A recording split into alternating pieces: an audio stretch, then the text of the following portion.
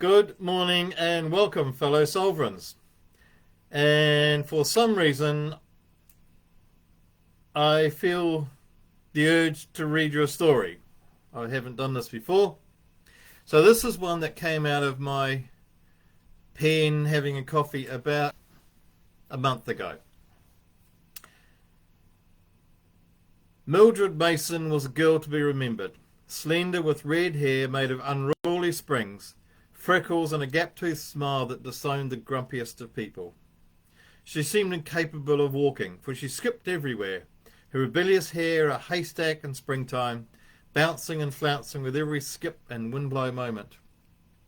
Her transcendent naivety softened all hearts, and everyone knew her as one who couldn't give offence, and couldn't take it either. The troubles of the world, the complaints and the insults seemed to go unnoticed by Mildred, or, if they didn't, they slid off her like melted butter off a hot knife. It was impossible not to like her, although it was always a puzzle that she chose the occupation of librarian. She brightened up any space, and our local library certainly blossomed from her presence. Her bouncing personality brought people in like gypsies to a fire. She seemed too big a personality for a library, a quiet, studious place. She loved books, and knew books. By gosh, she knew books. And it was her gigantic presence that seemed to need more open spaces. So I went to that library as I'd never been to another, full of anticipation and generous smiles, reflecting Mildred's big smile. The other mystery that took me over a year to broach with her was why she always went home alone. I am not a brave man, and it took me a long time to convince myself it was a good idea to invite her for a coffee, and another long time to dredge up the courage to actually do it. As we faced each other across the small cafe table, her smile seemed less certain than I'd ever seen it. Though I'd planned a small speech and rehearsed it in the mirror a dozen times, the words just wouldn't come. And if they did, my throat had filled with ash anyway, and sounds wouldn't come out. "Are you okay?" she asked, leaning forward a little, concern written across her furrowed brow. I nodded and went redder than I already was, feeling my armpits becoming damp. I wished the coffee would arrive so I could rinse my throat and utter some words. The waitress delivered glasses of water and I took a grateful sip. "So why did you invite me here?" she asked. "Because I wanted to," I said, meaning to go on, but the ash came back and clogged my throat. She laughed, but it looked like her laugh was shaped more by confusion than joy. I dug myself a hole and had to go on. "Because I want to know." I think she realised I had more to say and didn't laugh this time. "To know what?" Her smile was more concerned than amused. "What? Yes, to know why you..." The words backed up in my throat, blocked by embarrassment, and our coffees finally arrived. She shifted back in her chair a little. "Oh gosh, this sounds awful," I said. I took a sip and burnt my tongue. Ow! My eyes watered and I swiped at them to clear the fog. "Are you okay?" "Yes, just hot coffee." "Okay. I feel really, really awful." "But you've started, so you must go on," she said, echoing my thoughts. "Yes, I must." I took a deep breath and a sip of water to cool my mouth. "You are a frustrating and intriguing man. Please go on," she said. She looked really serious now, as if her eyes would shoot poisonous darts if I disobeyed. Yes. If you have a boyfriend." My words fell out with equal parts of relief and embarrassment. The smile fell from her face and she sat back, silent and unmoving. "Oh gosh," I said, as heat filled my face and I felt like I was sweating with shame, but I was afraid to move my hand to check. The silence leaked from us and slowly filled the cafe. It felt like everyone went silent, that the world went silent.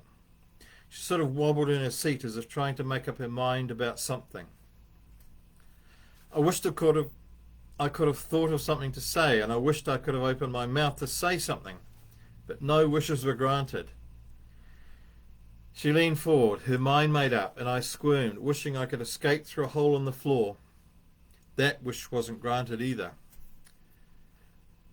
Why would they? She asked quietly, and I had to strain to hear her 3 simple words. They what? I realised her eyes were leaking a little, and she made no move to wipe them. A truly authentic woman, not pretending to be something she's not, I thought. Go with me. It seemed she was fighting hard to get each reluctant word out. Go with you? I was trying to put my question and her answer together, but my stolid brain wasn't putting anything together. Yes, why would they? Go with you? My brain had woken up. Yes, she said, with a sigh as deep as God. Why would anyone? Why wouldn't they? Because I'm ugly. She sat back as if that was the end of the conversation, trying to poke stray sprigs of red hair into her hairband. They sprang straight back out, and she wiped away a tear. You're ugly, but you're... God, I really had to find the courage to say it. Please, God, you're beautiful. Embarrassment and relief flooded through me as her eyebrows bounded up and her tears turned into a grin. I had to make up my own courage if God wouldn't give me enough. You are really beautiful, Mildred. So beautiful. I felt powerful. Are you being rude, Nigel? She asked quietly, without malice, her head shaking a little. I have never been more serious, Mildred. You are beautiful. But I'm ugly. No, you're not. They all say I'm... Who is they? Well, my father. He always said I was ugly. Happy but ugly, and no one wants an ugly girl. He said that to you, his daughter. Yes, he always said it. You're ugly and lucky you're happy. So I tried to be more happy to make up for the ugliness I couldn't change. He said it more than once. I was astounded and my face probably showed it. He said it all the time. She put her forearms on the table and I thought she was going to lay her head down and cry. But she leaned forward and looked me in the eye, probably checking if I was honest or not. You are a very beautiful woman, Mildred Mason. It felt easier to say each time and I felt more power flowing into me. But he's wrong and you're wrong. Another of her God-deep sighs. But I always thought that you were so ugly that no one would want you? She nodded slightly, more tears caressing her freckled cheeks. Since you believed you were ugly and unlovable, love never came your way.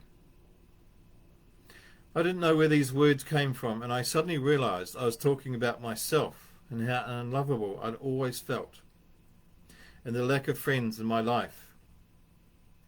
Her upturned hands were right in front of me, on the table, asking to be touched, to be loved.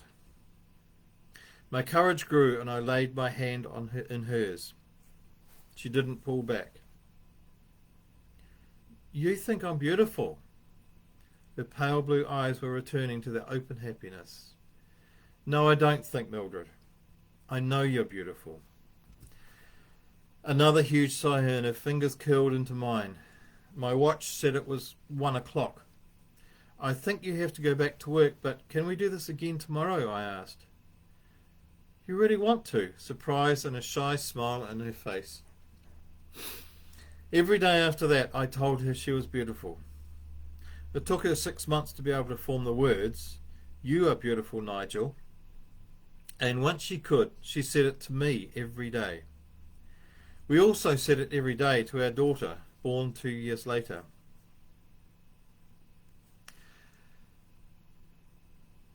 And God bless you and all who sail in her.